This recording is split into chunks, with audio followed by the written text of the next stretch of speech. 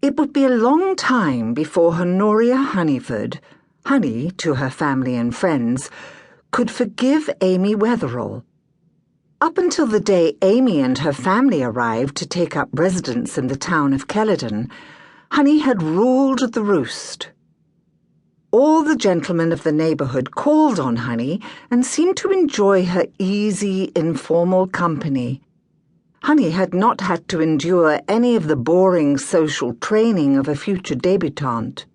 Instead of studying the use of the globes, the Italian language, watercolour painting, music, and how to handle a fan, she learned Greek and Latin, mathematics and science, and read the works of every radical writer she could get her hands on. Her favourite book was Mary Wollstonecraft's Vindication of the Rights of Women. She insisted in conversing with men on equal terms, and in her wearing comfortable mannish clothes. Her hair was cut as short as Caroline Lamb's, and the townspeople prophesied that the beautiful Miss Honeyford would soon become just another country eccentric. For Honey was beautiful.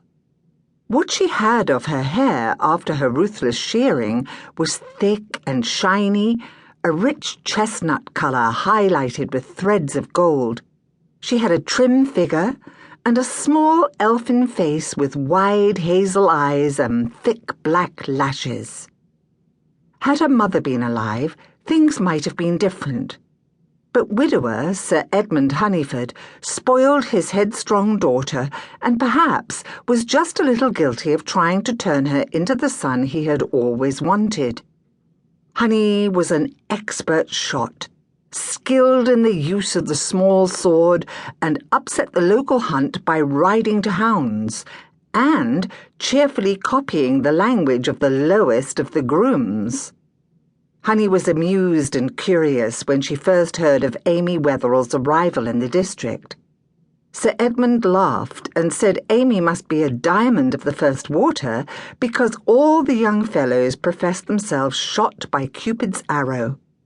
Being curious to see the fair Amy himself, he accepted invitations to a musical soiree at the Wetherell home for himself and Honey. The Honeyfords lived in a large square barracks of a mansion on the outskirts of Kelladon.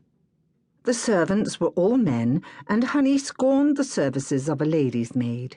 So the house looked more like a gentleman's club, and smelled of brandy and wood smoke, and the